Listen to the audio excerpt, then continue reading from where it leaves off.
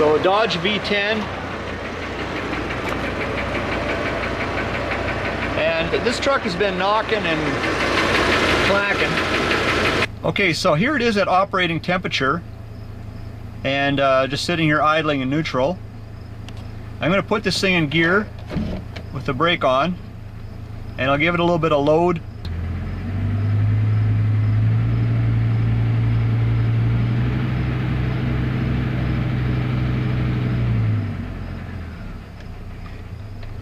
Okay, so now I've got it in park.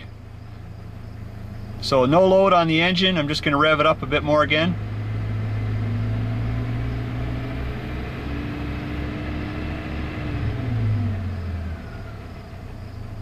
So that noise does seem to be load sensitive, but the oil pressure seems normal idling here at operating temperature. So guys, it's got me a little stumped. I'm not really suspecting that it's the big end or a connecting rod, like the bottom end, because the oil pressure is normal, but it is load sensitive, so I'm thinking maybe piston or wrist pin. But hey, I'm going to pull the valve covers off, and maybe it's just going to totally surprise me and be an easy fix under there. So before this Dodge came along, I never realized that a day would come where I have to remove the intake manifold just to take a valve cover off. So the bottom bolts for the bottom bolts here for the valve cover I can take off easy enough, but the ones underneath the intake manifold,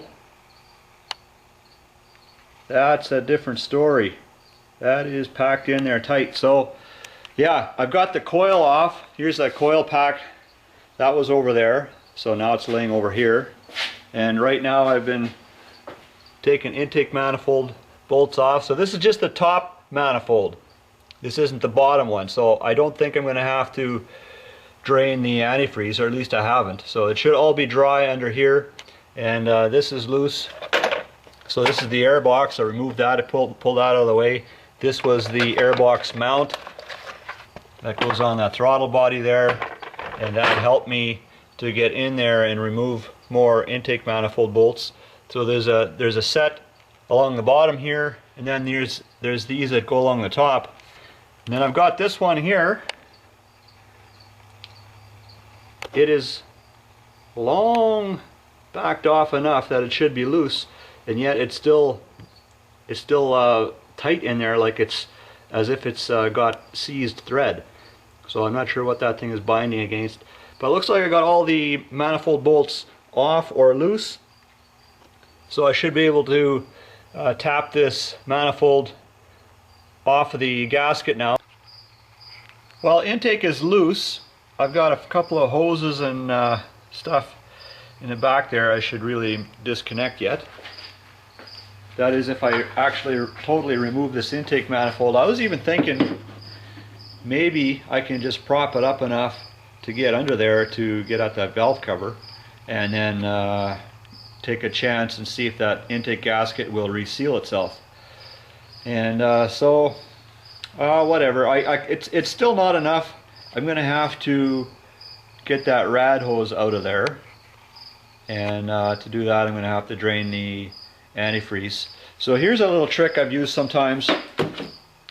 I got a hose stuck down the tank of the radiator, and then I'm just going to siphon it into a pail, and that saves me the hassle of climbing around underneath and opening a little drain. So the idea is not to drain the system completely. I just want to lower the level enough. So this is the Dodge V10 valve cover. So I've got this thing off now, and it's a fairly well made unit. You can see it's got some thickness along the rail there, so that it doesn't get distorted when you tighten the bolts down a little bit. And there's 12 bolts holding this valve cover down. See? So that's really good when they build them brand new and they want to keep the leaks to a minimum. But then for guys like me, well, then you gotta search for more bolts. You imagine this one, it's way in the back there, like when it's in the vehicle. And of course, these were the ones that were under the intake manifold. So, but the bad news is that I didn't find any loose rocker arms or broken rocker studs, push rods laying around where they shouldn't be. You know, it all looks like it's all in place. I don't see anything out of the ordinary. And I got this valve cover off too. And same thing on this side. It all looks in place. Nothing broken that I can see. All looks normal. So yeah, that's my fear of a deeper cause of that knock is becoming a bit of a reality here. So it's going to be farther down. So I'm suspecting, like I said before, wrist pin, piston. Maybe it is the bottom end of the rod. So yeah, this thing has some issues.